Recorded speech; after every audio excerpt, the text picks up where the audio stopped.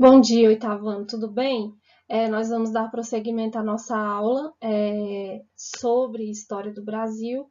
Nós vimos na aula passada como se deu o período do segundo reinado, né, que foi liderado por Dom Pedro II, né, as crises que ele enfrentou aqui no Brasil e também a crise internacional com outros países, né, que estava acontecendo no mundo. E aí, nada mais justo do que falar sobre a escravidão nesse período, né? Como que era a vida do negro nesse período especificamente, que aí vai anteceder a assinatura da Lei Áurea, né? Que é a Lei de Libertação do Escravo.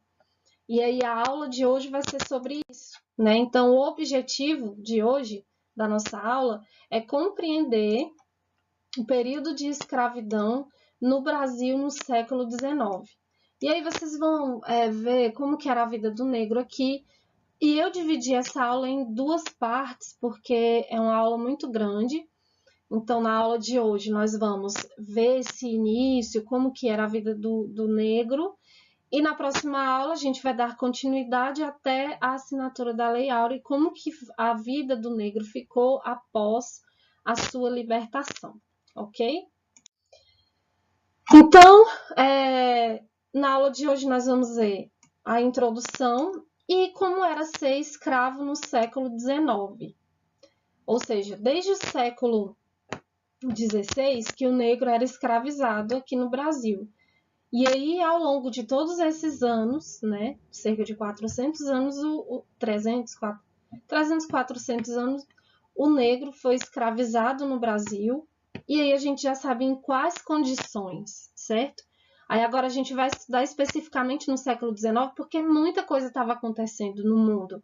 Uma delas foi a Revolução Industrial, e aí começou né, a indústria, as fábricas, né, produção em larga escala, tinha que pagar a mão de obra. E aí aqui no Brasil, acho que foi o último país a assinar a libertação dos escravos e não utilizar o negro como mão de obra escrava. E nos outros países já não existia mais a escravidão, né? E aí a gente vai entender por quê. A introdução. O estudo da história da escravidão africana nas Américas vem sendo discutido sob diversas perspectivas temáticas ao longo dos últimos anos. Os pesquisadores, de acordo com seus questionamentos e referenciais, estimularam o debate de pontos como demografia e famílias escravas, economia da escravidão, revoltas cativas e quilombos, etnicidade, nação, abolição e transição para o trabalho livre. Eles deixaram de ser escravos e passaram a ter o trabalho livre. Mas será que realmente as pessoas, né, os donos de fábricas, que antes usavam o negro como mão de obra escrava gratuita, iria pagar para o negro trabalhar para ele? Aí são essas perguntas que serão respondidas na aula de hoje.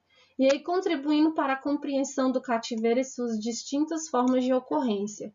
E aí, nesse espaço, a gente vai focar no ser escravo, nas suas formas de resistência e no papel dos abolicionistas, né, que existia um movimento que lutava a favor da abolição, né, da escravatura no Brasil.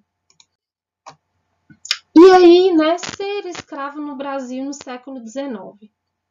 Quando se fala em escravidão no Brasil, qual a primeira imagem que vem à mente de vocês? Aqui eu trouxe, né, uma imagem que ilustra perfeitamente como que era ser escravo no Brasil no século XIX. Tá aqui o senhor, né, numa rede, e aí o escravo fazendo o quê? Servindo, né, o senhor vivia em condições precárias, né, às vezes até morria.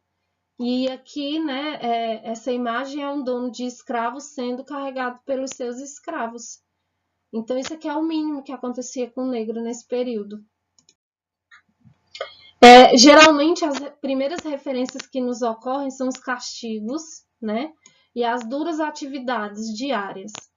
E aqui, olha só, é um escravo sendo açoitado no Pelourinho, lá na Bahia. E aqui, os negros servindo como transporte de carga, gente. Então, era uma das situações que o negro sofria. Ele ia para o tronco e apanhava, óbvio, vivia nas senzalas, em situações precárias, servia de carga, levava chicotada, como se fosse um animal, né? Muito triste. Entretanto, ser escravo no Brasil não foi uma experiência homogênea única. Perceber a heterogeneidade, a diferença de sua existência, é um caminho para compreender as diversas possibilidades de resistência à escravidão. E aí, nos estabelecimentos agrícolas, nas regiões rurais e nas áreas urbanas, a escravidão no Brasil, do século XIX, era mais comum e cotidiana do que se imagina. E aí a gente vai estudar essas características gerais da escravidão.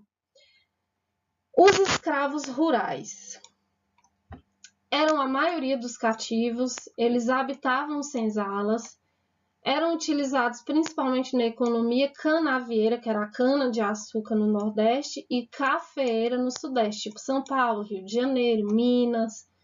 A maioria trabalhava em todo o processo de produção. No caso específico do açúcar, poderiam ser encontrados na lavoura, passando pela produção do açúcar no engenho, na casa da moenda, nas caldeiras e na casa de purgar. Foram empregados também na agricultura de abastecimento interno, na criação de gado e nas pequenas manufaturas. Eles trabalhavam de 14 a 16 horas por dia. E aí, se vocês observarem, eles trabalhavam, gente, praticamente o dia todo. E aí só iam descansar o quê? Umas 6 horas. E aí tinham os escravos urbanos também. Eles tinham empregos diversificados, por isso alguns possuíam liberdade de locomoção. Eles podiam residir em domicílio separado, mediante negociação com seu senhor. Mestres artesãos utilizavam também escravos treinados em trabalhos artesanais. Por isso, tais escravos eram geralmente mais caros. Eles se encarregavam do transporte de objetos, dejetos, né, que era, enfim, e pessoas, além de serem responsáveis por uma considerável parcela da distribuição do alimento e da água que abastecia os centros urbanos. Havia ainda aqueles que trabalhavam nas ruas, prestando serviços e realizando trabalhos manuais ou vendendo artigos, alimentos. Então vocês percebem que o negro, ele fazia parte da economia brasileira. Ele era o trabalhador da base ali, certo? Da economia. Só que ele não era remunerado, ele era um escravo, né? Aí aqui, né, mostra a presença escrava no espaço público. Como que era o negro no espaço público, tá vendo?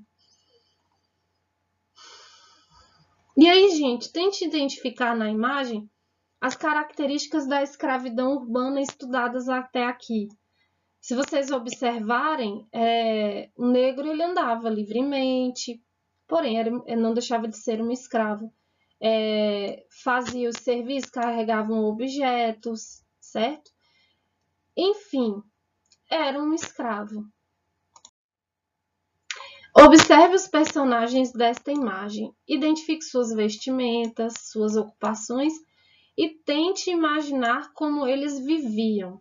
Olha só, aqui a gente vai ver um padre, vários negros trabalhando, mulheres, escravas, algumas pessoas aqui no chão, enfim, vivendo uma vida precária, certo? Então, esse era o cotidiano, né, do negro nesse período do século XIX. E aí esses escravos quitandeiros e vendedores ambulantes povoavam as ruas de Recife, Salvador, Ouro Preto, Rio de Janeiro, São Paulo, Porto Alegre e outras cidades. Estes escravos que percorriam as ruas atrás de ocupação eram chamados de escravos de ganho. Eles entregavam uma renda fixa, combinada informalmente por dia, para seu proprietário e o restante usava para se manter ou guardavam para a compra da alforria, a liberdade. Eles já tinham essa possibilidade de comprar a sua liberdade. Só que não era uma tarefa fácil a pagar para o senhor e também poupar, né, gente? E aí, esse tipo de atividade exigia liberdade de circulação e uma permanência demorada nas ruas. Essa vantagem proporcionou a construção de redes de relacionamento próprias, distante das vistas dos senhores, facilitando as manifestações de resistência. E uma dessas resistências era o negro fugir, né, para o meio do mato. E aí foi nesse contexto que começaram a surgir os quilombos. E aí vocês percebem aqui nessas imagens, né, quando o negro resistia, o que faziam com eles, como que era o trabalho do negro, certo? Sempre servindo, sempre escravo, vivendo situações precárias. Então essa é a realidade do negro nesse período. Por isso, gente, que se vocês observarem, só tem o quê? 120 anos da assinatura da Lei Áurea, né, da Lei de Libertação do Escravo. Mas a gente vê que ainda é muito presente o racismo e que a maioria dos negros no Brasil ocupam esses cargos, né, subempregos, porque eles ainda estão lutando para ter uma oportunidade, né?